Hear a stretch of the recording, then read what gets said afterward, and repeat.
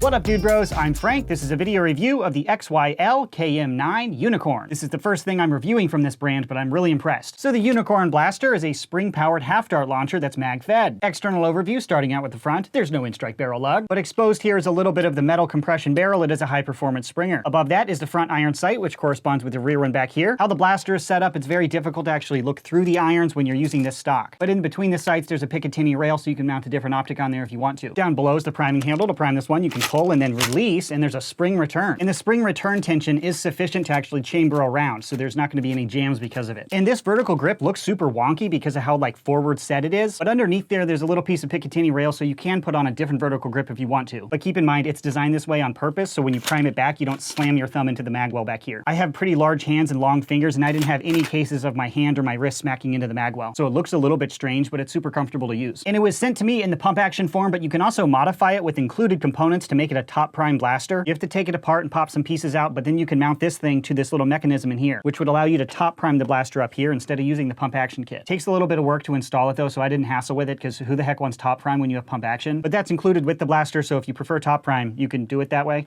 You weirdo. Moving back to the magazine. To remove the magazine, you strike the mag release right here. It's only present on the right-hand side. It is not on the left. Not full A&B, bro. But as a right-handed shooter, taking the mag out is very comfortable. This is the included magazine. The blaster only works with half-length darts, of course. But more importantly, the magwell is compatible with worker Talon mags. This magazine feeds just fine. There's no reason not to use it, but it uses Talon mags. That's the important part. Moving back to the trigger pull feels pretty normal. It's a nice clean break, and this blaster does have slam fire, which means you can hold down the trigger and the blaster automatically fires when the priming handle hits the forward position, which of course gives you a slightly higher rate of fire at the expense of accuracy. And over only on the left-hand side is a trigger safety. When you click this down, you're not able to pull the trigger. When you raise it up, you're able to fire. The safety is only on the left-hand side. It's not present on the right-hand side. The safety and the magazine release make this blaster mostly compatible with right-handed shooters. Although if you're a left-handed shooter, you can use your right thumb to activate the mag release to pull it out like that. But it's a little smoother to use as a right-handed shooter, of course. Now down to the grip. This is an excellent grip. It's very comfortable. The size, the proportion, the grip angle, everything is really solid on this one. Although it's not overly thick, so I think it will be okay, girthy. Although it's not overly thick, so I think most hand types are going to be comfortable on this one. And the grip has this optional component, which is super cool. So the bottom of the grip is hollow, so you can get this piece and just shove it up in there. Then you get this little peg and shove it in here, and now you're locking this component into the grip. Totally toolless, no screwdriver required. But what this is an in-strike stock attachment point. So if you want to take off their stock and put on a Nerf stock, you can put it on this way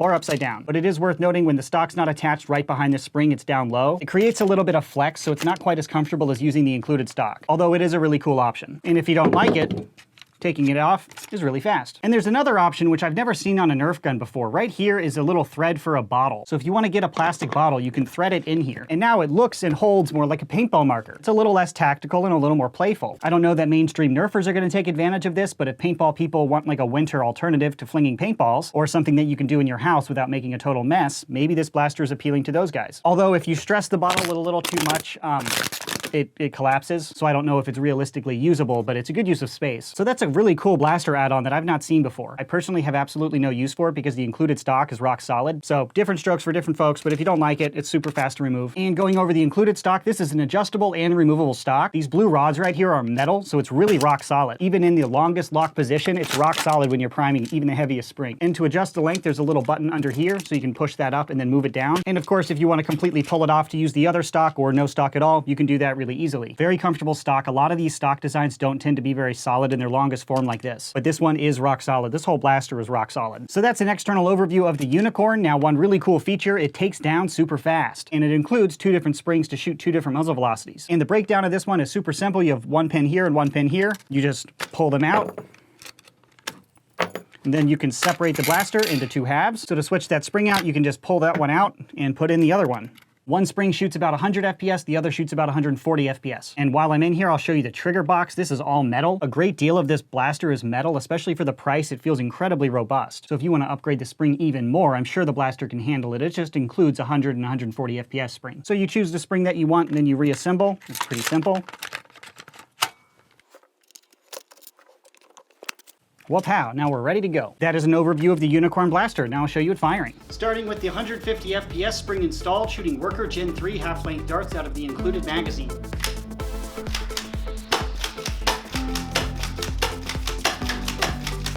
Slam fire. Now shooting from a Worker Talon mag.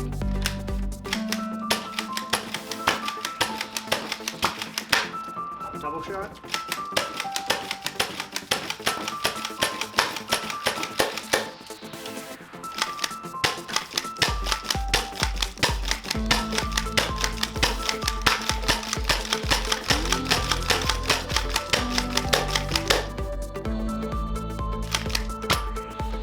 Okay. The first one.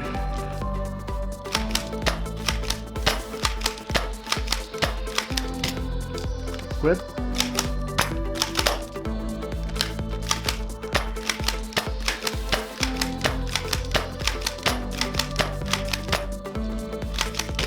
Squib.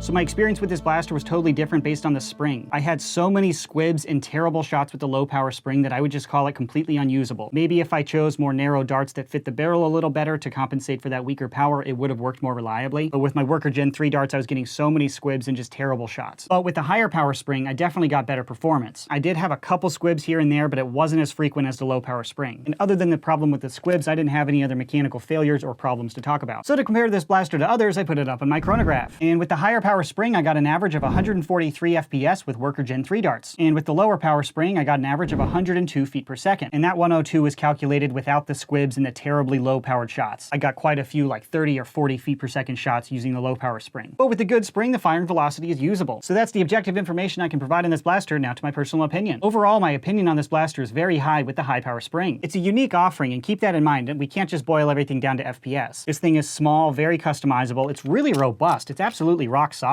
All the orange pieces in the rear here are metal. The plastic is just really thick. It's really strong. So the whole blaster feels rock solid. It's really great in the hands. It's very fun to use. I was concerned about smashing my thumb into the magwell because of how short this pump action system is, but I had no cases of that. This is a very small blaster. I'm a very large human, but I can handle this really well. I think it's cool that they gave you a top prime option. I don't know who's going to use that. Pump action is obviously superior and you can put a sight up there or something, but whatever, it's an option. Just don't use it and it's not a problem. And the grip piece is really innovative. I think it's a very cool design. I'm not sure how many people are actually going to use it though. The included stock is rock solid. There's no reason to replace it. When you replace it with a Nerf stock, the Nerf stock is going to wobble a little more. The included stock is really great. But again, it's a customization thing. If you don't want to use it, just don't use it. It's not a problem. So overall opinion on the Unicorn is very positive, especially for the money. I think the main selling feature of this blaster is its value. It's about $100. For $100, you're getting a rock solid blaster that feels great and shoots pretty well. In my head, I'm constantly comparing it to the Harrier, but that's about $180, significantly more. So personal opinion is definitely positive. Now to the question to buy or not to buy. First, I'd say be realistic about the velocity you want to shoot at. The 100 FPS spring is just not even usable. If you're counting on this blaster shooting well at 100 FPS, I wouldn't suggest this one. But if you want to shoot at 140 FPS, yeah, then consider this blaster. It's different than everything else on the market. It feels really great. It's really small. If you're trying to do really quick maneuvers, the Worker Harrier might just be a little too big and bulky. The Harrier is a very long blaster. Without the stock, this is just tiny. So if you're looking for a small, compact springer that takes Talon mags, yeah, definitely consider the Unicorn. But if you do buy one, I would do some dart testing to see which darts fit the barrel and fit your environment the best. The shot-to-shot consistency in the Unicorn was nothing to write home about though, so if you're looking to be like an ultra awesome sniper, the Harrier or a different blaster would be better. This is a really short barrel and a really short prime stroke, so they're doing really well with what they've got, but it's just a different form factor. So not a super helpful purchase recommendation there, but hopefully I've laid out all the information you need to make an educated decision on your own. If you'd like to buy one of these, check out outofdarts.com. They're going to be available in late June. And thank you very much to Out of Darts for supplying this sample unit for a review. So that's it for my review and opinion of the Unicorn. Thanks so much for watching, bros, and as always, stay tactical.